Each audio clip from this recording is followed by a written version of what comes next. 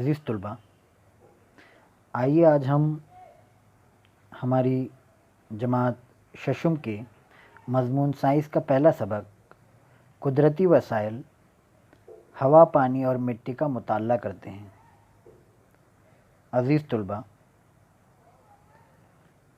شکل میں کرۂ ارض کے غلاف کے بارے میں معلومات دی گئی ہے۔ آئیے پہلے یہ سمجھتے ہیں کہ کرۂ ارض کسے کہتے ہیں اور فضائی کرہ، آبی کرہ اور حجری کرہ کسے کہتے ہیں۔ عزیز طلباء، یہ ہماری زمین گول یعنی کہ ایک کرے کی شکل میں ہے، اسی لیے ہم زمین کو کرۂ ارض بھی کہتے ہیں۔ زمین پر موجود پانی اور مٹی یعنی کہ زمین جس پر ہم رہتے ہیں، اور ایک فضائی غلاف جو اس کرۂ ارض کے اطراف میں پایا جاتا ہے، وہ بھی گول دائرے کی شکل میں ہیں، کرے کی شکل میں ہیں، اسی لیے ہم انہیں کرۂ آب، کرۂ حجر اور فضائی کرہ بھی کہتے ہیں۔ آئیے اب اس دی گئی تصویر کا مشاہدہ کرتے ہیں اور دیے گئے سوالات کے جوابات تلاشنے کی کوشش کرتے ہیں۔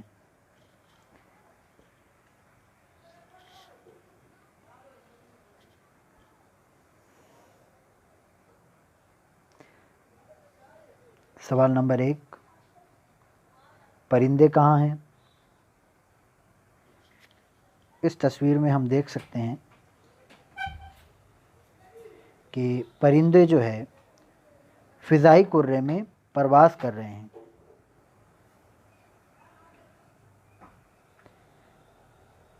گائے کہاں چر رہی ہے؟ گائے گھاس چر رہی ہے زمین پر، جو حجری کرے میں شمار ہوتا ہے۔ راستے اور درخت کہاں ہیں؟ راستے اور درخت حجری کرے میں ہیں۔ ندی کس سمت سے کس سمت بہہ رہی ہے؟ ندی جو ہے وہ پہاڑوں سے نیچے، اوپر سے نیچے کی سمت آ رہی ہے۔ ہوائی جہاز کہاں ہیں؟ ہوائی جہاز آسمان میں ہیں۔ مچھلیاں کہاں نظر آ رہی ہے؟ مچھلیاں پانی میں نظر آ رہی ہے، یعنی کہ آبی کرے میں نظر آ رہی ہے۔ ناؤ کس پر تیر رہی ہے؟ ناؤ پانی پر تیر رہی ہے، یعنی آبی کرے پر تیر رہی ہے۔ تصویر سے یہ واضح ہوتا ہے کہ کچھ اجزاء آسمان یعنی ہوا میں ہیں، کچھ اجزاء پانی میں ہیں تو کچھ اجزاء زمین پر ہے۔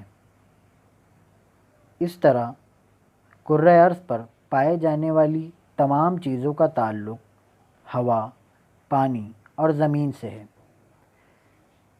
زمین، پانی اور ہوا کو بالترتیب حجری کرہ، آبی کرہ اور فضائی کرہ کہتے ہیں۔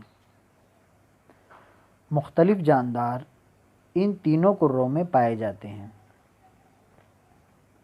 ان جانداروں اور ان کے ذریعے حجری کرہ، آبی کرہ اور فضائی کرے کے گھیرے ہوئے حصے کو حیاتی کرہ کہتے ہیں۔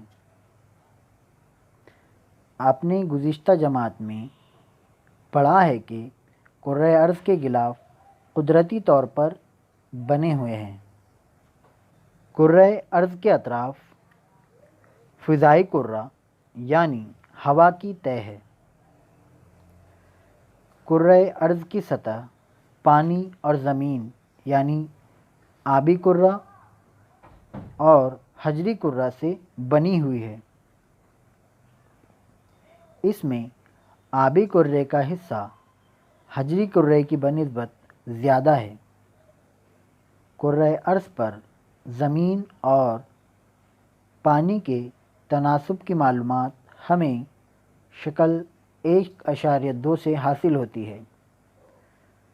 قدرتی اجزاء، ٹھوس، مائع اور گیس کو ہم قدرتی وسائل بھی کہتے ہیں، یعنی ہم اپنی ضروریات پوری کرنے کے لیے ان اجزاء کا استعمال کرتے ہیں۔ آئیے اب ہم ان اجزاء کے بارے میں تفصیلی معلومات حاصل کریں۔ آئیے ذرا یاد کرتے ہیں۔ ہم نے پچھلی جماعت میں پڑھا تھا کہ فضائی کرے کی 5 تہیں ہوتی ہیں، جو کہ کرۂ متغیرہ، کرۂ قائمہ، کرۂ وسطی، کرۂ آیونی، یہ ہے جو ہم 5ویں جماعت میں پڑھ چکے ہیں۔ ہوا، کرۂ ارض کے اطراف پائے جانے والی فضائے کرے کی ہوا میں نائٹروجن، آکسیجن، کاربن ڈائی آکسائڈ، 6 غیر عامل گیس، نائٹروجن ڈائی آکسائڈ، سلفر ڈائی آکسائڈ، آبی بخارات اور دھول کے ذرات وغیرہ شامل ہوتے ہیں۔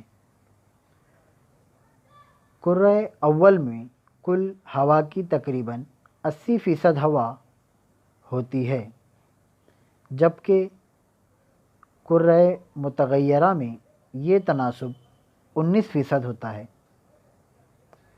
کرۂ وسطی اور کرۂ آیونی میں یہ کم ہونا شروع ہوتا جاتا ہے۔ کرۂ وسطی اور کرۂ آیونی میں یہ کم ہوتا جاتا ہے۔ کرۂ بیرونی اور اس کے آگے ہوا نہیں پائی جاتی ہے۔ آپ سمجھ گئے ہوں گے کہ ہوا کرۂ ارض کے اطراف پایا جانے والا کئی گیسوں کا آمیزہ اور فضائی کرے کا ایک اہم حصہ ہے۔ ہوا میں گیسوں کے ساتھ ہی گرد کے ذرات، آبی بخارات بھی پائے جاتے ہیں۔ سطح زمین کے قریب ہوا میں گیسوں کا تناسب زیادہ اور جیسے جیسے دور ہو جائیں کم ہوتا جاتا ہے۔ اس شکل میں ہوا کے اجزاء کا تناسب دکھایا گیا ہے۔ آئیے اب ہم ہوا میں پائی جانے والی گیسوں کے کچھ استعمالات کے بارے میں معلومات حاصل کرتے ہیں۔ ہوا میں سب سے زیادہ مقدار میں نائٹروجن گیس پائی جاتی ہے۔ جانداروں کو ضروری پروٹین کی دستیابی میں نائٹروجن گیس مددگار ہوتی ہے۔ امونیا کی تیاری اور غذائی اشیاء کو ہوا بند کرنے کے لیے استعمال ہوتی ہے۔ آکسیجن جانداروں میں عمل تنفس کے لیے ضروری ہوتی ہے، اسی کے ساتھ احتراق کے عمل میں استعمال ہوتی ہے۔ کاربن ڈائی آکسائڈ نباتات اسے غذائی اجزاء کے طور پر استعمال کرتے ہیں اور آگ بجھانے والے آلے میں اس کا استعمال کیا جاتا ہے۔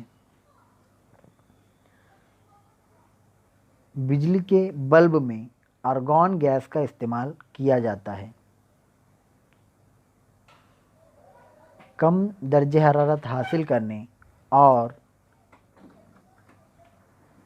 بغیر پنکھوں کے انجن سے چلنے والے جہازوں میں ہیلیم گیس استعمال کی جاتی ہے۔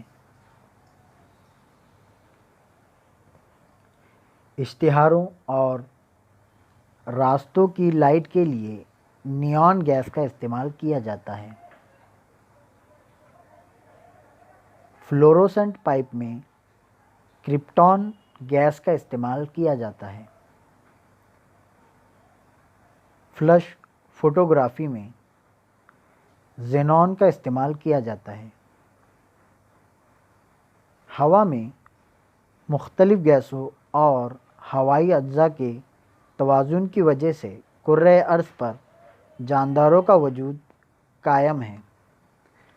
زندگی کے لیے ضروری سورج کی روشنی اور حرارت کے کرۂ ارض تک پہنچنے اور دیگر مضر اجزاء کو روکنے کے لیے فضائی کرہ بے حد اہم چھنی ہے۔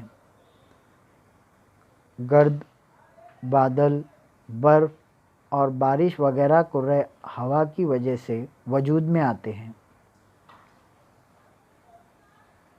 عزیز طلباء، اوپر دی ہوئی 3 تصویروں کا مشاہدہ کیجیے۔ اوپر دی ہوئی تمام تصویروں میں مختلف چیزوں سے دھواں خارج ہوتا ہوا نظر آ رہا ہے۔ یہ دھواں سیدھا فضائی کرہ کی ہوا میں شامل ہو جاتا ہے، جس کی وجہ سے ہوا کے اجزاء کا توازن بگڑتا ہے۔ اسی کو ہوا کی آلودگی کہتے ہیں۔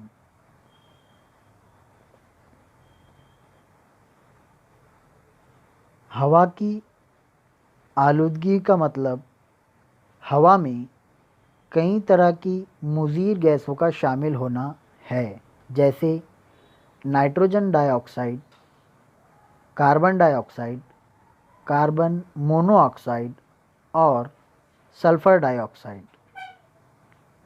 سواریوں، بڑے بڑے کارخانوں میں ایندھن کے احتراق، اسی طرح لکڑی، کوئلہ جیسے ایندھن کے ادھورے احتراق سے خارج ہونے والی مضر گیسوں کی وجہ سے دن بدن ہوا کی آلودگی مسلسل بڑھتی رہتی ہے۔ اوزون کی تہ، حفاظتی غلاف۔ متغیرہ تہ کے نچلے حصے میں اوزون کی تہ پائی جاتی ہے۔ جانداروں کے زندہ رہنے کے لیے اوزون کا راست استعمال نہ ہونے کے باوجود کافی اونچائی پر کرۂ ارض کے اطراف اوزون کی تہ جانداروں کے لیے بہت اہم ہے۔ سورج سے آنے والی بالائی بنفشی شعاعیں جانداروں کے لیے مضر ہوتی ہے۔ اوزون کی تہ ان شعاعوں کو جذب کر لیتی ہے، جس کی وجہ سے کرۂ ارض پر جانداروں کی حفاظت ہوتی ہے۔ تبریدی آلات، ریفریجریٹر وغیرہ میں ہوا کو سرد کرنے کے لیے استعمال ہونے والی کلورو فلورو کاربن اور کاربن ٹیٹرا کلورائڈ گیسیں ہوا میں شامل ہونے سے اوزون کی تہ برباد ہوتی ہے۔ سب کو اوزون کی اہمیت کا اندازہ ہو، اس لیے 26 ستمبر کو دنیا بھر میں یوم تحفظ اوزون منایا جاتا ہے۔ کیا آپ جانتے ہیں کہ ممبئی، پونا، ناگپور جیسے بڑے شہروں میں راستوں پر ہوا میں موجود مختلف اجزاء کا تناسب بتانے کے لیے مخصوص قسم کے بورڈ لگائے گئے ہیں؟ ان مقامات کی ہوا میں پائے جانے والے مضر اجزاء کے تناسب سے واقفیت حاصل ہوتی ہے۔